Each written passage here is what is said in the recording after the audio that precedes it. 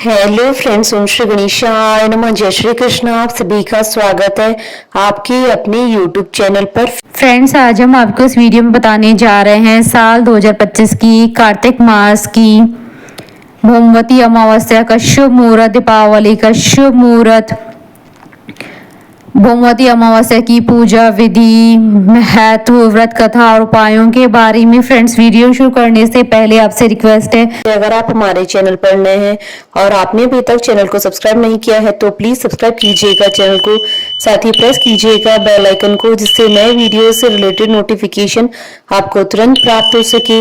और वीडियो पसंद आने पर वीडियो को लाइक और शेयर जरूर कीजिएगा ताकि सभी भक्तों को इस वीडियो का लाभ प्राप्त हो सके। और कमेंट बॉक्स में जय श्री कृष्ण जरूर लिखिएगा। अमावस्या का दिन हिंदू धर्म में बहुत महत्व रखता है। यह वह दिन होता है जिस दिन चंद्रमा पूर्ण रूप से दिखाई नहीं देता है। अमावस्या के दिन भगवान शिव जी की पूजा की जाती है। भौमवती अमावस्या के दिन, अमावस्या का एक ऐसा दिन होता है जो मंगलवार के दिन आता है, अर्थात मंगलवार के दिन आने वाली अमावस्या को भौमवती अमावस्या के नाम से जाना जाता है। भौमवती अमावस्या को भौमी अमावस्या और भौमवती अमावस्या भी कहा जाता है। ज्योतिष शास्त्र के अनुसार मंगलवार के दिन जब चंद्रमा और सूर्य एक ही राशि या अपने आसपास वाली राशि में प्रवेश करते हैं तो उसे भौमवती अमावस्या का योग बनता है, ऐसा माना जाता है। इस दिन पूर्वजों और पितरों के लिए पूजा की जाती है। भौमवती अमावस्या के दिन स्नान, दान और व्रत का विशेष महत्व होता है। मान्यता है कि इस दिन गंगा नदी में स्नान करने के बाद दान करने से अक्षय फल मिलता है। यदि गंगा में स्नान नहीं कर सकते हैं तो घर पर ही स्नान करें और स्नान के जल में गंगा जल मिलाकर स्नान करें और माँ गंगा का ध्यान करें। ऐसा करने से भी अक्षय फल मिलता है। इस दिन दान व जरूरतमंद लोगों को खाना खिलाना चाहिए। भौमवती अमावस्या का दिन मंगल ग्रह की पूजा के लिए समर्पित होता है, इसलिए किसी की भी कुंडली में मंगल दोष को दूर करने के लिए यह दिन बहुत ही उपयुक्त होता है। यह दिन दान और पुण्य गतिविधियों को करने के लिए उपयुक्त होता है। भौमवती अमावस्या को देश के सभी हिस्सों में उत्साह और भक्ति के साथ मनाया जाता है।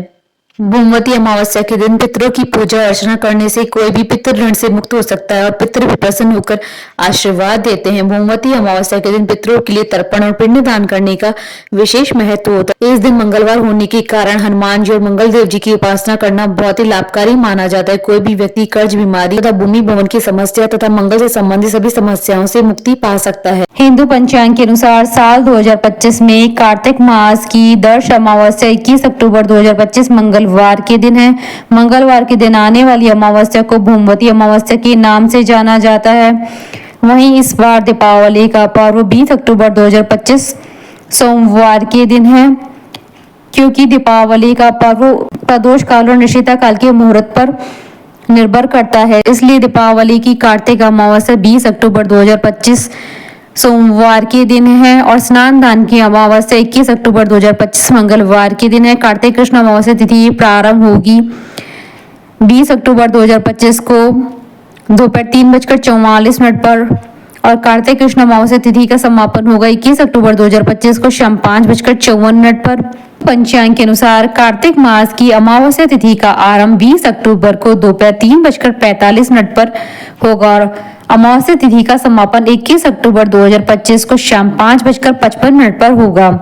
ऐसे में कुछ ज्योतिषियों के मतानुसार अमावस्या तिथि में निश्चित काल में 20 अक्टूबर को होने के कारण दीपावली का पर्व 20 अक्टूबर को मनाया जाएगा, जबकि एक मत के अनुसार अमावस्या तिथि प्रदोष काल में होने के कारण 21 अक्टूबर को भी देश के कुछ हिस्सों में दीपावली का पर्व मनाया जाएगा।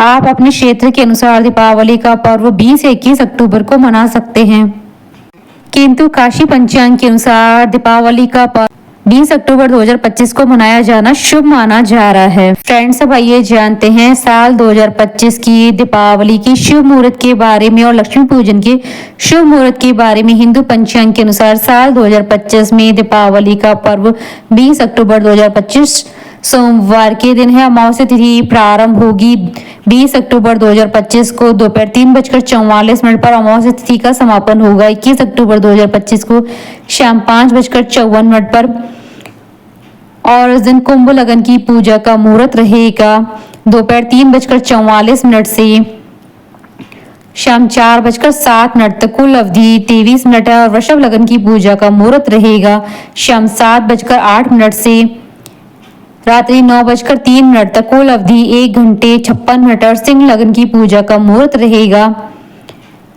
रात्रि 1:38 से अगले दिन सुबह 3:56 तक कुल अवधि 2 घंटे 17 मिनट है। और कार्तिक अमावस्या 21 अक्टूबर 2025 मंगलवार के दिन है। फ्रेंड्स, आप हमारे चैनल पर ज्वाइन बटन को दबाकर हमारे चैनल के मेंबर भी बन सकते हैं। हम हमारे चैनल के मेंबर्स के कमेंट्स को टॉप प्रायोरिटी पर रखकर उनका रिप्लाई करते हैं। फ्रेंड्स, अब आइए जानते हैं भूमवती अमावस्या के दिन क्या कार्य करें और क्या कार्य न करें। भूमवती अमावस्या पर सुबह के समय सूर्योदय से पहले उठने का प्रयास करें। घर के दक्षिण भाग में पितरों की फोटो या तस्वीर पर माला या सुगंधित पुष्प अवश्य अर्पण करें। घर में तामसिक चीजें जैसे लहसुन, प्याज, मांस, मदिरा का प्रयोग बिल्कुल न करें। घर में शाम के समय हर कमरे में रोशनी अवश्य करें। इस दिन घर पर आए किसी भी व्यक्ति को खाली हाथ न लौटाएं। फ्रेंड्स, अब आइए जानते हैं भूमवती अमावस्या पर किए जाने वाले अचूक उपायों के बारे में। भूमवती अमावस्या पर मंगलवार का उपवास रखें और इस दिन नमक का सेवन न करें। रोज सुबह शाम हनुमान चालीसा का पाठ करें। मंगल देव की 21 नामों का जाप दोपहर के समय घी का दीपक जलाकर करें। अगर मंगल दोष ज्यादा ही समस्या दे रहे हैं तो लाल मीठी चीजों का दान करें। मंगल के मंत्र का जाप मध्य दोपहर में करने से मंगल के शुभ प्रभाव समाप्त हो जाते हैं। भूमवती अमावस्या के दिन सुबह सूर्योदय होने से पहले उठे, स्नान करके हल्के रंग के साफ वस्त्र पहने, एक स्टील के लोटे में कच्चा दूध, काला तिल, गंगा जल, 2 लौंग, मिश्री तथा सुगंधित पुष्प डालें। घर के समीप पीपल या मंदिर में पीपल की दक्षिण जड़ में दक्षिण दिशा में मुख करके जल अर्पित करें। ओम पितृदेवाय नमः 11 बार बोलकर यह सामग्री अर्पण करें और हो सके तो पीपल के वृक्ष की 7 प्रदक्षिणा भी करें। अपनी सभी दुखों और परेशानियों को खत्म करने की प्रार्थना करें। शाम को उसी पीपल के नीचे तिल का दिया जरूर लगाएं और मिठाई भी रखें। फ्रेंड्स, अब आइए जानते हैं अमावस्या की पूजन विधि के बारे में। इस दिन सुबह जल्दी उठ जाएं और ब्रह्म मुहूर्त में पवित्र नदी, जलाशय या कुंड में स्नान करें। सूर्योदय के समय भगवान सूर्यदेव को जल अर्पित करें। इस दिन पितरों की आत्मा की शांति के लिए उपाय किए जाते हैं। इसके लिए कई लोग अमावस्या पर व्रत भी रखते हैं। इस दिन किसी पवित्र नदी या सरोवर में पितरों की शांति के लिए स्नान किया जाता है और तिल नदी में प्रवाहित किए जाते हैं। जब पितरों की तस्वीर लगी हुई है उसके नीचे के स्थान को साफ कर ले। इसके बाद वहां देसी घी का दीपक जलाएं। इसके बाद पूर्वजों की तस्वीर को सफेद चंदन का तिलक लगाएं, उन्हें सफेद फूल अर्पित करें। उसके बाद भगवान से पितरों की आत्मा की शांति के लिए प्रार्थना करें। उन्हें खीर और पूड़ी का भोग लगाएं। जरूरतमंदों को दान दक्षिणा जरूर दें और ब्राह्मणों को भोजन कराएं। उनके पैर छूकर आशीर्वाद प्राप्त करें। अंत में पितरों को लगाई गई खीर और पूड़ी को किसी गाय को खिला दें और प्रसाद स्वरूप उसे खुद भी ग्रहण करें। फ्रेंड्स, अब आइए प्रारंभ करें दिवाली की पौराणिक कथा। एक गांव में एक साहूकार था। उसकी बेटी प्रतिदिन पीपल पर जल चढ़ाने जाती थी। जिस पीपल के पेड़ पर वह जल चढ़ाती थी उस पेड़ पर लक्ष्मी जी का वास था। एक दिन लक्ष्मी जी ने साहूकार की बेटी से कहा, मैं तुम्हारी मित्र बनना चाहती हूँ। लड़की ने कहा कि मैं अपने पिता से पूछ कर आऊंगी। यह बात उसने अपने पिता को बताई तो पिता ने हाँ कर दी। दूसरे दिन साहूकार की बेटी ने सहेली बनना स्वीकार कर लिया। दोनों अच्छे मित्र की तरह आपस में बातचीत करने लगे। एक दिन लक्ष्मी जी साहूकार की बेटी को अपने घर ले गई। अपने घर में लक्ष्मी जी ने उसका दिल खोलकर स्वागत किया, उसकी खूब खातिर की, उसे अनेक प्रकार के भोजन परोसे।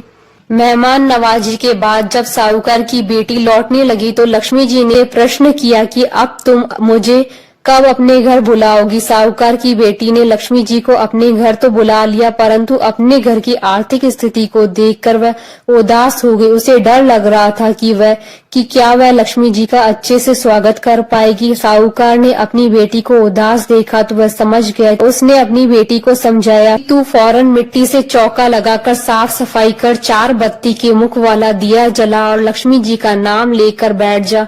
उसी समय एक चील किसी रानी का नौलख का हार लेकर उसके पास डाल गई। साहूकार की बेटी ने उस हार को बेचकर सोने की चौकी, थाली और भोजन की तैयारी की। थोड़ी देर में श्री गणेश जी के साथ माता लक्ष्मी जी उनके घर आ गईं। साहूकार की बेटी ने दोनों की खूब सेवा की। उनकी खातिर से लक्ष्मी जी बहुत प्रसन्न हुई और साहूकार बहुत अमीर बन गया। बोलिए भगवान गणेश माता लक्ष्मी जी की जय। हमारे साथ इस वीडियो में अंत तक बने रहने के लिए आपका धन्यवाद। ओम श्री गणेशाय नमः। जय मां लक्ष्मी।